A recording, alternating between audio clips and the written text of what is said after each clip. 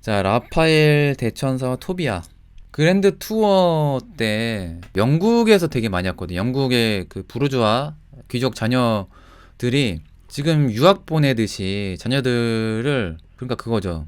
고품격 진짜 비싼 유학 겸 투어였어요. 여행. 그래서 가정부까지 같이 딸려서 갔는데, 이탈리아 특히 로마 가면 귀족들끼리 소문이 났대요. 일단 클로드 로랭 풍경화 하나는 가져와야 자랑한다고. 다른 유럽의 귀족들이 이탈리아 특히 로마만 오면 클로드 로랭의 그림을 엄청나게 사갔다고 합니다. 그래서 영국의 클로드 로랭의 풍경화가 그렇게 많다는. 프라도 미술관에도 풍경화 방이 있거든요. 근데 아쉽게도 여행객들은 시간이 없어서 들어가기 힘든 방이에요. 특히 투어하면 절대 들어갈 수 없는 방이죠.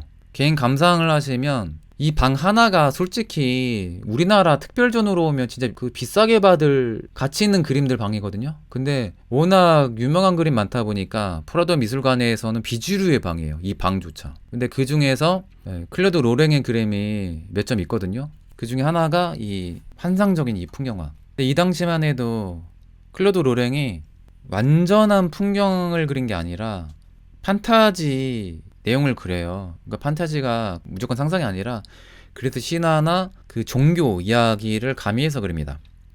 예, 구약의 외경 이야기로 기억하는데 라파엘 대천사와 토비아 이야기. 토빗기에 나오거든요. 천사가 있고 옆에 물고기 보인다. 그러면 이 사람 아이 무조건 토비아일 수밖에 없고 이 천사 라파엘 천사다. 이 이야기를 한 적이 있거든요. 관련 스토리 자세한 이야기는 제 책을 읽어보시길 바랍니다. 근데 이때 세상 일단 아름다운 게 좋지 않겠어? 있는 현실보다 더 그림처럼 아름답게 환상적으로 그렸던 이런 풍의 그림이 최고였습니다. 그 중에 정점을 달렸던 게 그 유명한 클로드 로랭. 로랭이 로랭 공국을 말합니다. 그래서 로랭인 거예요. 그러니까 지금으로 따지면 프랑스 영토이지만 당시에는 공국이었거든요. 로랭 공국 출신의 클로드 로랭. 풍경화가 최고였죠.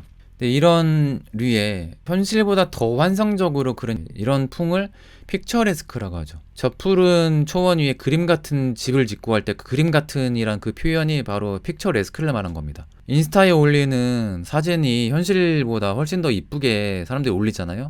과하게 보정을 해서 풍경도 과하게 환상적인 걸 옛날에 선호했습니다. 최근에 사진 올린 거 보면 뭐 바로크나 신고전주의에 머물러 있죠. 과하게 이상화해서 사람들이 인체를 엄청 늘리고 부풀리고 풍경은 말도 안 되는 판타지 보정을 해서 막 이렇게 넣잖아요. 근데 미술계에서는 참 희한한 문화가 있어요. 어차피 인간을 벗겼잖아요. 이게 누드예요. 누가 봐도 그 사람을 벗긴 누드거든요. 그런데 여기에 도상적인 요소, 알레고리, 이 조개 있고, 그 다음에 여기 큐피트나 천사 이미지 이런 거 넣고, 그리스 신화에 나올 법한 요런 남자들 이거 그리면 이게 비너스의 탄생 도상이 된단 말이에요. 그러면 이 인간을 벗긴 같은 누드화라도 이건 천박한 그림이 아니에요. 외설이라고 부르면 외설이라고 표현한 그놈이 진짜 저질스러운 인간이 되는 겁니다. 되게 웃긴 거죠. 근데 요거 빼놓고 요거만 그렸다 생각해보세요. 그러면 엄청난 비난에 시달립니다. 저거 진짜 이 외설적인 인간이라고, 천박한 놈, 저질이야, 이런 취급을 받습니다. 진짜 웃긴 거죠. 그래서 이 비슷한 시대에 마네가 그렇게 욕을 먹었던 거예요. 프랑스 파리 여행 두 번째 갔을 때 오리셰 미술관을 이제 두 번째로 간 거거든요. 첫 번째 갔을 때는 그림 정말 관심 없을 때 대학교 때 갔을 때라서 전혀 기억이 안 나는데 이젠 일을 해야 되니까 직업적으로 미술관 해설 일을 하니까 학습 차원에서 갔습니다. 오리셰 두 번째로. 근데 어떻게 이 보티첼리 비너스보다 더 멋진 비너스가 있는 거예요. 누군지 처음 봐. 깜짝 놀랐죠. 그 중에 한 분이 윌리엄 아돌프 부그로. 저는 개인적으로 역사상 최고의 테크니션이라고 생각합니다. 특히 인체를 이상적으로 제일 잘 그렸던 화가. 근데 분위기도 잘 만들어요. 다른 그림 봐도 어떻게 사람이 이 정도까지 그리지? 라는 생각이 들 정도로 완벽에 가까운 신고전주의 화가입니다. 보티첼리 비너스랑 비슷할 수밖에 없는 게 이전 그리스 로마 시대 때의 조각상을 보고 따라한 포즈가 보티첼리 비너스거든요. 그러니까 그거를 다 영향받을 수밖에 없어요. 그렇게 따지면 보티첼리 비너스는 그 피렌체에 그 비너스가 있거든요. 베니스 푸디카라는 그 자세를 똑같이 유지하고 있습니다. 보티첼리 비너스조차 그걸 따라한 거예요. 원래 원본은 그리스 시대 때의 그 비너스 조각상을 모방한 겁니다. 그 영향을 받아서 그 발전시킨 게 이런 비너스고, 예, 그쵸. 르네상스 때보다 가림막이 적죠. 예, 점점 과감해집니다. 대신에 그건 있어요. 아, 이것도 되게 유치한 건데요. 채모 보였다가는 또 난리 납니다. 채모. 진짜 유치하죠. 뭐 여기에 겨드랑이 털이나 여기 음부에 그러니까 채모가 있다가는 이제는 이제 화가 매장당한 거예요. 그래서 그 채모를 그렸다고 해서 당시 엄청 논란에 시달렸던 화가가 고야의 마하 시리즈 채모가 보이거든요. 되게 유치하죠. 어차피 누드한데.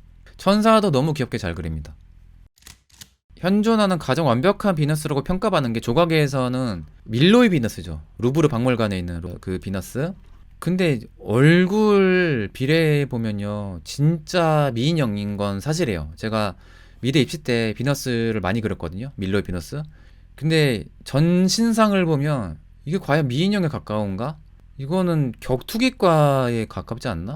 너무 전투형인데 과도하게 구등신에 가깝거든요. 보통 사람이 8등신 넘기 너무 힘들잖아요. 그래서 이게 너무 과하게 덩치가 크다든지 너무 얼굴이 작다든지 그러면 과해 보이거든요. 그래서 오히려 자연스러움의 미학으로 따지면 오히려 이게 더 아름답지 않나라는 생각을 저는 개인적으로 합니다.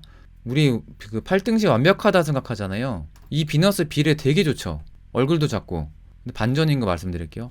이 비너스 7등신 겨우 될까 말까입니다. 8등신 전혀 못 미쳐요. 제가 이전부터 주장하죠. 8등신 환상이라고. 이거 정해진 완벽한 아름다운 비례 전혀 없다고. 황금 비례도 다 뻥이라는 거. 과학적으로 수학자들은 이미 알고 있는 상식이에요. 어떤 특정한 비례 때문에 사람의 그 뭔가 감정이 반응한다. 그런 사례가 없어요. 1대 1.618인 비례이니까 완벽하게 느낀다. 그런 과학적인 근거가 전혀 없습니다. 8등신도 환상이다. 전혀 정해진 미학은 전혀 없다. 대략의 뭐 비례는 있을 수 있죠. 아름다워 보인 비례는 있을 수 있지만 수학적으로 아예 딱딱딱 나눠진 비례는 없다는 거예요.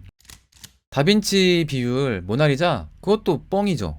제가 다빈치 그림 저 비례 다 재봤어요. 1대 1.618 그거 피보나치 수열 그 그린 거가 다 뻥입니다. 억지로 껴맞췄어요. 근데 제 주장이 아니라 그거 이미 조사한 그 자료가 있습니다. 이미 다큐에서도 나왔고 안 맞아요. 그거 억지로 껴맞춘 겁니다. 그 이야기를 책에서 제가 썼습니다.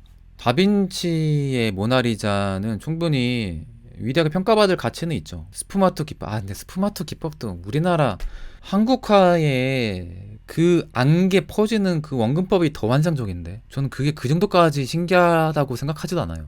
저는 다빈치의 모나리자의 가치를 만든 거는 다빈치의 그 자체의 아티스트로서의 괴짜의 그 천재성, 그 괴짜의 행동, 그게 이제 스토리를 만드는 거죠. 그의 그 글들, 발명, 메모들, 아이디어 스케치. 그 아이디어 스케치조차 브루넬레스키 건축 그거 베낀 거 많습니다. 참고로. 그리고 희소성이 있죠. 다빈치가 그림 주문이 별로 없었거든요. 그리고 몇 안 된 그림조차 미완성하고 그런 경우 많았기 때문에 클라이언트들로부터 그럼 신뢰가 별로 없을 수밖에 없죠. 기껏 벽화 그리라고 했더니 유화하고 템페라 같이 섞었었다가 최후의 심판 망한 거거든요. 그거 오래돼서 변색된 걸로 알고 계시죠? 아닙니다. 완성하고 얼마 안 지나서 갑자기 그 변색돼가지고 욕 되게 많이 먹었어요. 갑자기 엉뚱한 다빈치 얘기하네요. 아무튼 다빈치 모나리자 위대합니다. 하지만 좀 과하게 평가받았다. 근데 저는 이건 제 개인적인 생각이 아니라 해외에서도 최고의 과대평가받은 작품 5위 안에 모나리자 항상 뽑힙니다. 네. 근데 희소성으로 따지면 다빈치가 워낙 그림을 많이 안 그렸기 때문에 모나리자 희소한 가치가 있고, 그 다음에 절도 테러 여러 번 당하다 보니까 그것 때문에 마케팅이 더 됐죠. 그리고 루브르 프랑스가 국가 마케팅 정말 잘하거든요. 밀로 비너스 원래 비너스 아니거든요. 이거 억지로 비너스라고 주장하는 거예요. 비너스라는 근거가 별로 없습니다. 피렌체의 비너스 나폴레옹 패망 이후에 그 이탈리아에 반환한 뒤에 유일하게 남은 대표적인 여신 조각이 남은 게 밀로의 그 신 조각상인 거예요. 비너스 뺏기다 보니까 그 뒤로 비너스라 부르기 시작한 겁니다. 아무튼 제가 공부하기론 그래요.